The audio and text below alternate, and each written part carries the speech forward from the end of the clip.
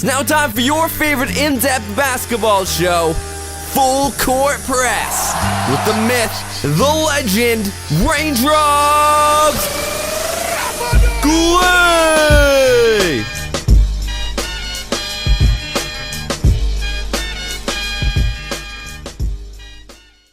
Basketball fans, you guys are tuned in to Full Court Press. As always, I'm Justin Raindrops Goulet, and I'm joined by my very good friend, the Nard Dogg himself, David Bernardi. How's it going, man? It's going awesome, sir. Good stuff, good stuff. That's what I like to hear. We have a lot to cover, but first, you brought this up. It's JV's birthday. I want to give a shout out to Jonas Valanciunas. He's 22 years old today. As we sit in the studio, it's exciting times for him. A great sophomore season, in my opinion. Yes, the talented Lithuanian giant. You're talking about having troubles pronouncing Lithuanian. You're like Charles Barkley Jonas Valanciunas just gives people problems pronouncing his name and where he's from and all that. He just causes some chaos when it comes to pronunciations, I guess. So we have a lot to talk about. We're going to focus on the second round of the NBA playoffs. Of course, we got some big season awards news. The MVP has been released. We know who the league MVP is for the 2013-2014 campaign. He goes by the name Durantula. I believe that is Mr. Kevin Durant. Kevin Durant, that's he secured his fourth scoring title this season. His fourth scoring title in 5 years. It's beast. Yeah, 14 times he scored 40 points this season. Yikes. That's unbelievable. Absolutely unbelievable. Yeah, Kevin Durant, he finished with, what was it? It was a career best 32 points a game. He also averaged 7.4 rebounds a game and 5.5 assists per game, which was also a career high. Congratulations to Kevin Durant. Well deserved. There's the big debate if it's going to be LeBron James or Kevin Durant. I think at the end of the day, Kevin Durant had a better season overall than LeBron. I think just due to the Miami Heat's struggles down the stretch, it was a given that would be Durant. It's finally Durant's time to win the MVP. Even LeBron James admitted yesterday that it should be Durant. Yeah, I know. I totally agree with him. A lot of big season awards have been given out. Michael Carter-Williams of the Philadelphia 76ers is the Rookie of the Year. That was an obvious one. Yeah, because he led all rookies in scoring, rebounding, and assists too. I know the 76ers struggled a lot this year, one of the worst teams in the league in basketball this past season, but Michael Carter-Williams was huge for the rookies. Who was it? Oladipo that challenged him? Yeah, and he had a good year. He's a great player, Victor Oladipo, but he's not going to win the Rookie of the Year over Michael Carter-Williams. Yeah, Michael Carter-Williams, a triple-double in his very first game. That's how you make an impact. That's how you start your NBA career, right? Yeah. Before we get into the Raptors talk, we're in the second round of the NBA playoffs, and of course, the Raptors, they lost Game 7, 104-103 to the Brooklyn Nets, so they aren't in the second round of the postseason. But let's throw out our predictions. Let's talk a little bit about this second round. What do you think about OKC versus LA Clippers? Because we're talking about Durant, let's keep it in tune with the Oklahoma City Thunder. You know what? Before this series started, I had OKC in 7. Yeah? But after watching last night's game, I think Clippers take it in 6. You think so? Yeah. I know the Thunder have struggled lately, but they've got the MVP. I think at the end of the day, even though the Clippers are very strong, you look at someone like Chris Paul. What was it? He set a record in that game one. Eight straight 3-pointers. 8 consecutive 3-pointers. It's huge. How do you even do that? It's crazy. Absolutely awesome. I know Chris Paul's an amazing player. They've got Blake Griffin, who's really developing. I'm not a huge fan of his, but he is getting better each and every season. I think you can see the changes in his game. But I think OKC, Kevin Durant is going to put this team on his shoulders, and he's going to lead them to victory into the Western Conference Finals. That's my take. Yeah, but what's their front court? Perkins? Ibaka? He's the worst starting center in the playoffs, in the NBA probably. Well, they've got, you look who else they've got. They got Serge Ibaka. They got Kevin Durant, of course, and Russell Westbrook. Yeah, I know the Clippers counter with DeAndre Jordan and Griffin. Fair enough. And the Clippers do have a much deeper bench. I honestly, man, I know I'm sticking with OKC. I've been a Thunder fan for a while, so I got to stick with the team. I'm not a huge supporter of the LA Clippers, as I mentioned. Neither am I, but according to matchups, I just think it's all Clippers. Yeah, you think so? Yep. So you say Clippers in 6? Yep. Well, you know what? I'm going to say OKC. I think this could go 7 games, but if it does go 7 games, I'd say OKC's taking it. But now, keeping in tune with the Western Conference, we have the top guns in that conference. That's the San Antonio Spurs, led by Coach of the Year, Mr. Greg Popovich, a future Hall of Famer for sure. They're taking on Damian Lillard, one of the best young players. It's a sophomore season. Damian Lillard has been amazing this year. Yeah, I know earlier I was saying that the Trailblazers were going to win in 6, but that's just the fan in me. Personally, I think probably Spurs win in 7. Well, you know what? You brought up being a fan. I've always been a fan of the Trailblazers too, just as much as I've been a fan of the Oklahoma City Thunder out in the West. But I think the Spurs are too powerful this year. I've mentioned this before in the last episode of Full Court Press. I think they're too powerful. They're led by the coach of the year. Tim Duncan still plays like he's in his mid-20s to late 20s. Manu Ginobili can still get it done. So can Tony Parker, and they've got a lot of great young talent on that team, like Splitter and Kawhi Leonard, of course. So I think the Spurs are going to take this one and go to the Western Conference Finals. You can't take nothing from the Blazers, though. This was Damian Lillard's coming out party. But I think at the end of the day, the Spurs will win, but Portland is going to put up a good fight, and they're going to prove themselves to be, next season, they'll probably rank higher than the 5th seed. So what do you think of this nickname, Damian Thrillard? Damian Thrillard? Yep. You know what? I like it because he leads to a thrilling finish in a game, that game winner. Crazy, man. He's done that, 5 times this season, seems like? It's incredible. And like I said, he's a sophomore. He's a young guy, just in the league. I don't know how he does it. He's going to give him 5 years or so. He'll be one of the top guys in the league because he's already almost at that level. I would say he's my favorite player in the NBA right now. Oh, yeah? Oh, yeah. You're a big fan of the Thrillard? Oh, yeah. Good stuff. Now let's move over to the Eastern Conference. Talk about first place Indiana Pacers versus the 5th place Washington Wizards. At this time, Wizards, they're up 1-0. They've been the surprise of this postseason. I don't think anyone would have thought that the Wizards would be in the position they are. They're taking out Indiana. Oh, they're taking out Indiana for sure. And before I had them in 6, but after last night's game, I say 5. Yeah? Oh, yeah. You think so? Especially with Roy Hibbert playing like he's playing. Or you could say not playing at all. Well, Roy Hibbert only had 0 points and 0 rebounds in 15 minutes in game 1. Impressive stats right there. Oh, yeah. I like Roy Hibbert, but seriously, Roy, you got to step it up, man. You can't go 0-0-0. You can't just have the games like that.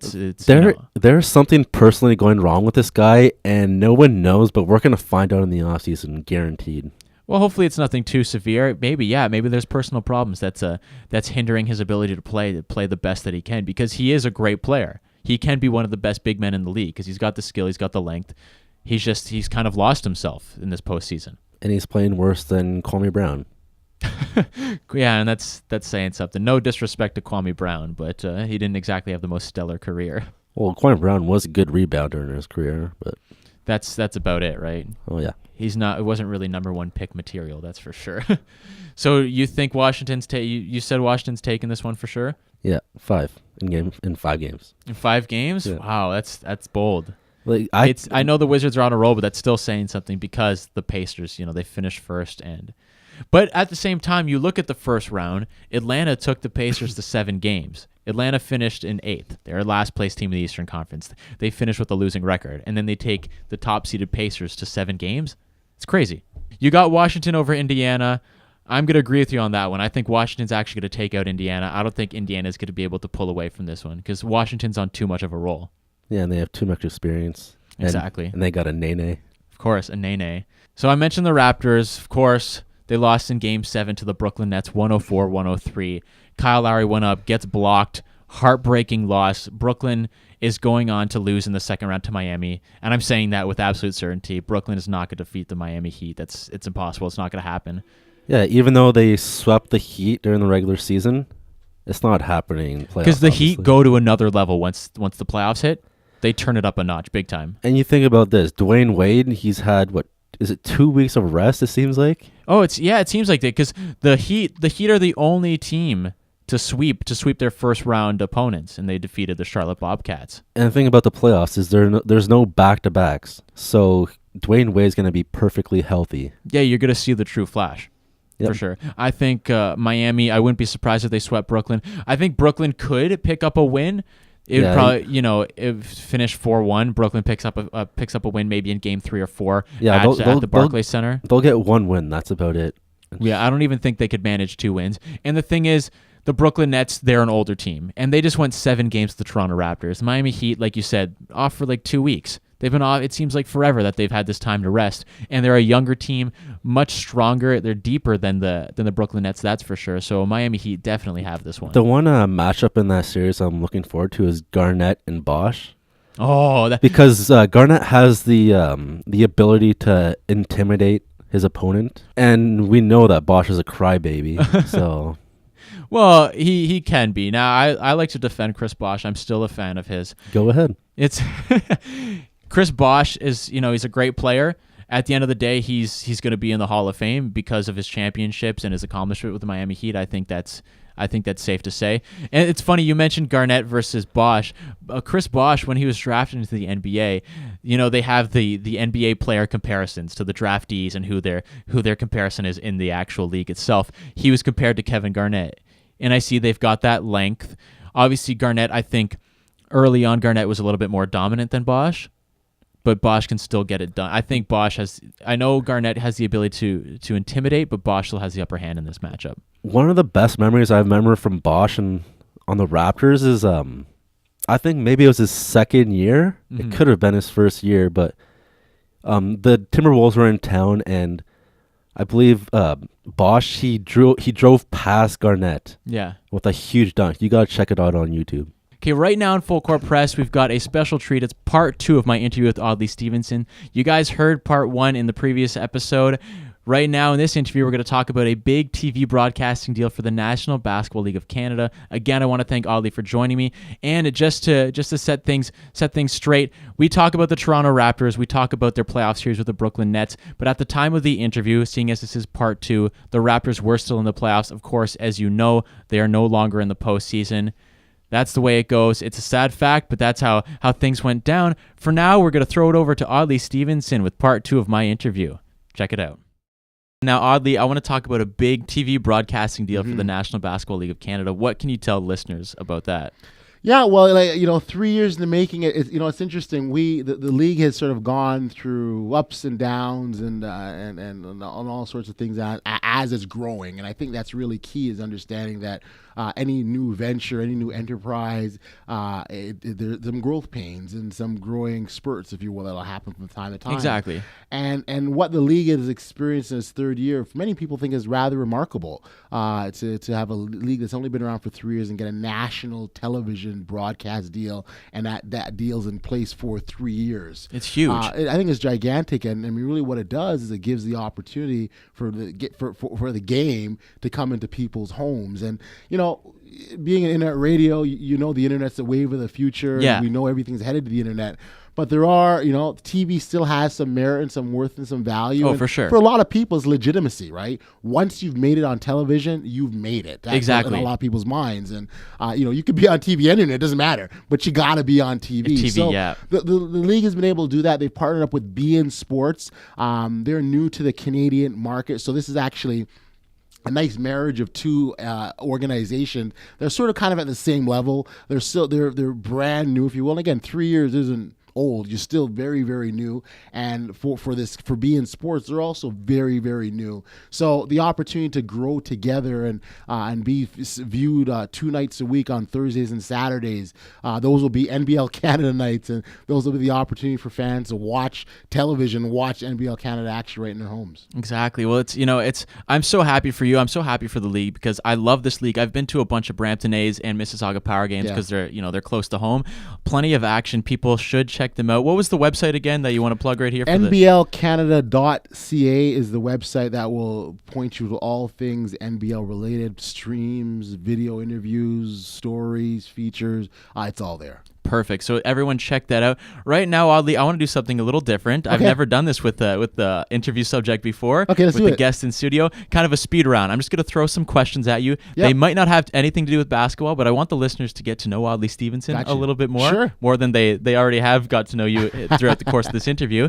But yeah, so I'll just throw out some questions for you and see what you got. So say the first thing that comes to your mind. First thing in mind. I got it. Okay. Favorite basketball player of all time? I like Kevin Johnson. I've Johnson? always been a Kevin Johnson fan. I think back to the dunk that he had over Hakeem Olajuwon in the playoffs. And actually, I was fortunate enough to actually have him on our podcast and talk about that dunk and how big it was. So, he was always one of my top players. But after hearing him recount the story, to me, that I think he races one of my favorites. Just fierce, intense.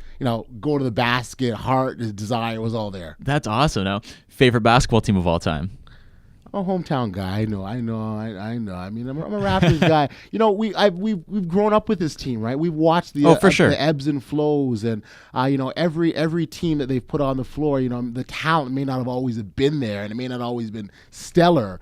But, you know, there were some really likable guys back in the days, the Tracy Murrays, the Carlos Rogers, the Oliver Millers. You just really liked these personalities. So for me, you know, I'm a Raptor guy. I'm a Toronto guy. So, I mean, I got to stick by it. But if I had a number two, the New York Knicks. Oh, really? Yeah, New York Knicks guy. That's ironic because there's that Knicks-Raptors rivalry that goes back to the early 2000s with Vince Carter. And I will tell you, I struggled through that playoffs. what do you taking a break from the speed round? What do you think of the Knicks this year? Ouch. Yeah. Out. It hurts. It really hurts because, you know, like going, okay, who would have thought this? Going into the playoffs, this year's playoffs, the Knicks, the Celtics, and Lakers aren't there. That just doesn't seem right from a basketball pure standpoint. That's actually the first time. I believe this is the first time that those three teams, the big three teams, glory days back in the 70s, 80s, and 90s, they aren't in the playoffs together. That's crazy. It's unbelievable. Yeah. It's kind of cool, but at the same time, it's a little sad. Well, yeah. Especially when you're longtime fans of these, and all three of those teams have huge fan bases and huge markets. Sure. And, you know, there's a huge letdown. Yeah, definitely. Now, shying away from that, going back to the speed round, favorite coach of all time. Favorite coach. Tough one, right? Yeah, you know, I've always liked Popovich because of his ability just to give you what's straight on his mind and really speak out and not really hold anything back. So I've always liked Popovich. But, you know, Don Nelson, we're talking about the Knicks. When Don Nelson was with the Knicks, he didn't have a stellar year with the Knicks. They got in the playoffs, but it was very much, I think what I remember with him in that era, he was really just kind of loose and laid back, and he didn't always hold practices. It was always, some of them were optional, which I just thought was funny, and and he always had that disheveled look, like his tie was kind of always out of place, and he was kind of like almost like he didn't care at times. But yeah, so he was a character for me. So I those two guys stand on my mind. Favorite mascot of all time? Well, I mean, hometown guy, Raptor. I mean, you know, it's funny. I used to actually, once upon a time, I used to work at the Air Canada Center. I used to be an usher, so I used to check out games all the time. That's amazing. And watching the stuff that happened behind the scenes, you just love it. So I mean, you know, and you recognize how hard that these guys really do work, and you know what lengths they go through to entertain fans and keep people on their feet. So yeah, shout out to the Raptor. Yeah, constant energy. Definitely shout out to the Raptor. He's my favorite mascot as well. I think he's the best mascot in sports. He's just so cool. Now, if you could play for any team, I think I know the answer to this one already. But if you could play for any team, outside of the Raptors, outside of the Raptors, yeah, we were thinking the same thing. Outside of the Raptors, what's the one team you would want to play for? If I were to put myself on a specific roster, I would actually go back the Seattle SuperSonics back in the 90s. Sean Kemp, Gary Payton, back in the Detlef Schrempf with hitting shots. But that was just a fun team. They were winning 60 games a year. They were beasts. They were just a lot of fun. Like I just want to sit on the bench. Just to sit on I don't have to play. I don't got to sit on the bench. They were so much fun, and they were such a dominant team. It's a shame they never won. Exactly. I mean, look, a lot of guys are in that boat because of some guy named Michael Jordan. He stopped a lot of guys from winning championships. But yeah, I was a really, really big fan of those Sonics teams back in the day. I do like the Supersonics. I wouldn't complain if Oklahoma City went back to Seattle and became Supersonics again. That'd be great. That'd be awesome. Now, one last one in the speed round. Favorite basketball movie of all time? Basketball movie. There's so many of them, I know. Coach Carter.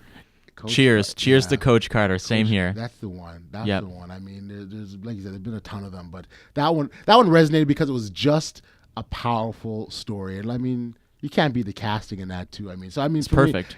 For me, it has to be Coach Carter. I saw that when it came out. I saw it in theaters, and that's when I was back playing basketball, and I was probably only 12 or 13 years old. So that movie just, that really inspired me and gave me that extra step to kind of up my game. Yep. I love that movie. It's probably one of my favorite movies, not just basketball movies, one of my favorite movies of all time. Yeah. Now, speed round, that was a success. How we do? We did okay? We did okay? I think that was the first speed round I've ever tried out. Right, I liked it. So thank you for participating, Let's bring it back. We'll bring it back another time. Sounds good. I'm looking forward to it. Now, before we head out, I want to ask you, what do you think about the Raptors this year? Do you think they finally have that team that's going to take them to the next level? I think the Toronto Raptors has to be one of the best stories in the NBA this season. Totally agree. Because no one would have told you. If someone went to you at the beginning of the season and said they're going to win the Atlantic, they're going to set a record and road wins, they're going to do, they're going to play dominant as a team, and they're going to do it without Rudy Gay coming into the season. No one had bought that. They said no way. No way at Not all. at I all. mean, when we made, I remember last season when the team made the trade for Rudy Gay. They were talking about him being, one of the top small forwards in the league. Right, he's at that level just below LeBron, kind of a thing, and how important he was. So there's lots of optimism. And quite frankly, I'm certain the team really built themselves around what could potentially be with Rudy Gay playing alongside DeMar, and Kyle, of course, was also there, and Jonas was also an opportunity for him to come to his own after having a year under his belt. But when the move was made, first off, Masai Ujiri made a gutsy move to begin with, and you can't help but wonder, what did he see that made him comfortable to make that deal? Exactly. Did he really feel that this is where he thought the team was going to end up, or did they overachieve? I think for many, we'd say the Raptors overachieved, but what a pleasant surprise. I mean, I'm thrilled with their performance. Game in, game out, they function as a team. Enough can't be said about Kyle Lowry. I mean, I funny, during last night's game, during Game 4, I remember tweeting that it's clearly and obvious that he wants to be the best point guard on the planet. He does. He never gives up. He just his heart is just at another level, and the playoffs seem to bring the best out of players at that level of play. And he's absolutely bringing. And then DeMar DeRozan, I mean, he's proving that he is all-star worthy, and that he definitely is an all-star. And you look at DeMar, and why he's such a great story too is you look at sort of where he started. His level of play. People question whether or not he was worthy of the pick. What was Brian Colangelo doing? There are lots of questions about his game, and he just kind of played the role of that gym rat and just kind of kept working on getting better at his game. Now his mid-range game is just ridiculous. It's amazing. It's just, and even his 3-point shooting. He's improved drastically. Totally, and you can see it. But more importantly, you look at him; he just looks confident. He does. He looks like when the team needs that ball. And I always joke, he puts his Mr. Potato Head angry eyes on, right? Give me the ball, I'll make the something DeMar happen. face. Yeah, I mean, he does that, and he delivers. Sure, you're gonna miss some shots, but the ability to have missed shots sets you up to be able to make those shots and not be afraid to take that next shot when you need to. So, the growth of DeMar, the growth of Kyle, Amir is just the heart and soul of the team. He's basically, me and my buddy were talking about this. Amir Johnson is basically this generation's junkyard dog, Jerome Williams. Yeah. And it's great. I actually tweeted that out, and JYD got back to me on Shout that out. tweet, which is one of the coolest things to wake up to, because he's still one of my favorite Raptors of all time. Yeah, no, JY is great. I had him on my podcast back in the day amazing. as well too, and he's just a really exciting guy. And he loves the city, and he loves Toronto. And Amir, it's funny you compare the two. And I think that's an excellent comparison, because Amir also has a way of resonating with people, and he does have a love for the city, and he does love Toronto. He considers the Toronto his home. And you think he got drafted by Detroit when he was straight out of high school. Yeah, he was a high schooler. Yeah. In fact, he's the answer to a trivia question.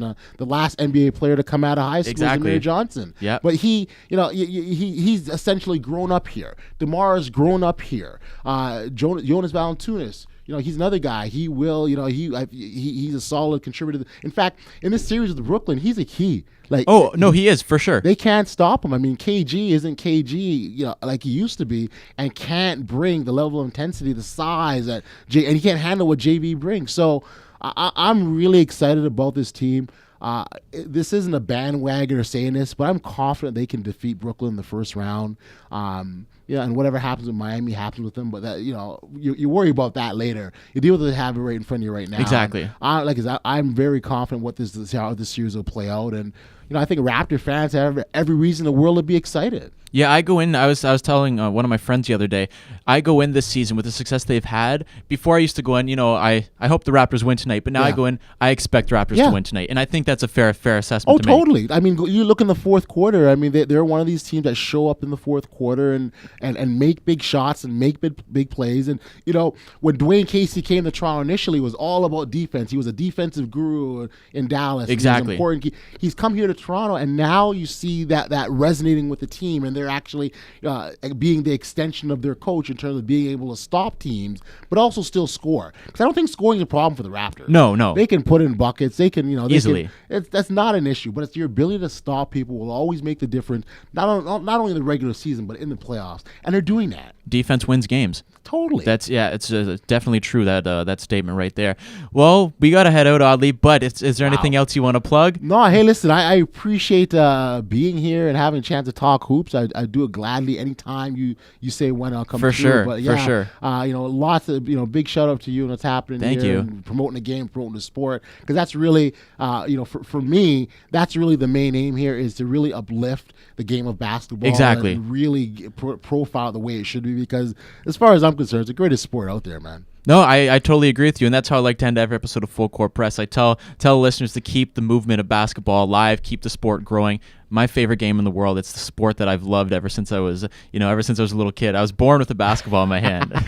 I love it. Audley, thank you so much. Do you have Twitter? Anybody can follow you there? I am at the Odd Man. I tweet always and actively, and hey, I'm on Instagram, Twitter. Hey, find me on Facebook. Find me on NBL Canada. My website's at theoddman.com.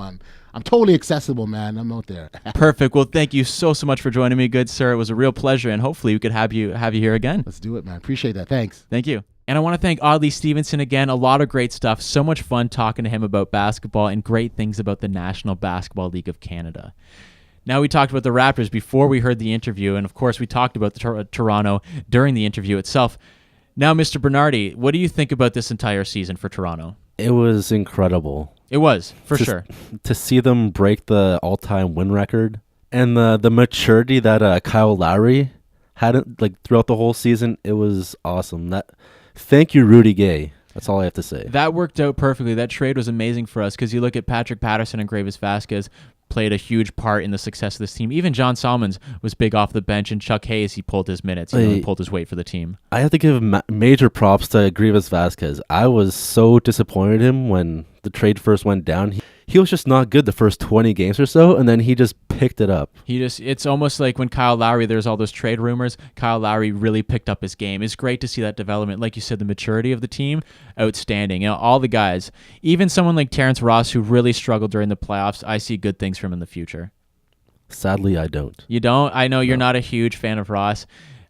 Maybe they will trade him in the offseason. Who knows? Who knows what could happen, right? I think Ujiri should definitely look into it. It's going to be interesting to see where Toronto goes, but I think they showed the entire league that you got to take Canada seriously. You got to take the Toronto Raptors seriously, because you look at that fan base, they have the strongest fans in the postseason. That's for sure, no doubt. It was almost a countrywide movement. The whole "We the North" slogan was off the charts. It was unreal.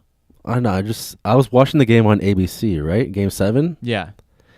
And they showed a graphic of Raptors players with American ties. Yeah. That was possibly the most embarrassing. I thought that was absolutely unnecessary. Yeah. But sadly, that's an American broadcast for you. Not to shoot, not to attack America. I don't want to come under fire for that. But it was a terrible broadcast. Way to broadcast this game. It's almost like they treated Canada as a foreign land. It was absolutely ridiculous. But yeah, it was an awesome season to be a Raptor fan. It was probably the best season. Well, one of the best, if not the best season in franchise history. And Jurassic Park. The game, it was absolutely amazing. I'm so happy we were able to go to one of the games. To experience that feeling. No, I totally agree with you. It's incredible. Such an amazing feeling, and I'm so proud of this team, all the strides that they've made throughout the entire season. Dwayne Casey, he was just re-signed for 3 years. I think that's an amazing decision. Yeah, it was actually. I was not high on him the past 2 years or so. Yeah. He still has some flaws with his rotations, but at the end of the day, he's an awesome motivator. Yeah, he gets the job done. Defense, defense, defense. That's his mantra. Pound the rock. Exactly. I think it's a great call to re-sign Dwayne Casey, and I think at the end of the day, he's going to be one of the best, if not the best, coaches in Toronto Raptors history. And now the next step is Kyle Lowry. They re-signed the Bulldog of Bay Street for sure. They must do that. Speaking of signings, before we head out of Full Court Press, we got to talk about Vince Carter. He's potentially interested in joining the Toronto Raptors. I feel like this has been a year in the making, to be honest, since Tim Lewicki and Ujiri came on board. And remember that Vince Carter special they had before the Mavs Raptors game I remember that. I loved it. a few months ago? I loved it. I think that was the starting point. They want Raptors fans, like they want all of them to forgive Vince Carter. I think he deserves to be forgiven. And I'd forgive him. I'd welcome him back to Toronto with open arms. Yeah, so that if they sign him, then it won't be so bad with all those disgruntled fans. I think he would play a good role. We can see that he could still play the game. And he would be awesome off the bench, especially better than Solomons. think No offense, Solomons, but I like John Solomons, but I think you can get rid of John Solomons and switch him with Vince Carter. his time's up. I think, yeah, totally agree with you. Well, sadly, we're running low on time, so we got to wrap things up. We covered a lot. Thank you again to Audley Stephenson of the National Basketball League of Canada. You guys keep basketball alive and strong. Follow the NBA playoffs. I know the Raptors aren't in the postseason anymore, but we got some great matchups, good things. Mr. David Bernardi, what's your handle on Twitter? At the Nard Dogg 88. At the Nard Dogg 88. With 2 G's at the end. 2 G's. Double G. Double G. Double G, the Nard Dogg way. The Nard Dogg World Order. There we go. All right, we want to thank you guys so much for tuning into Full Court Press. We appreciate the listens. If you want to tune into past episodes, you go to mixcloud.com and type Full Court Press in on the search bar. You guys are amazing. Keep on playing basketball. Keep on watching it and loving the best sport in the world. I'm Justin Raindrops Goulet. And I'm David Nard Dogg Bernardi. The Nard Dogg. Yeah. Thank you guys so much for listening. This has been Full Court Press, and we will catch you all next week. You've just been hit with Full Court Press. Courtesy of your host, the man, the myth, the legend, Justin Raindrops Goulet.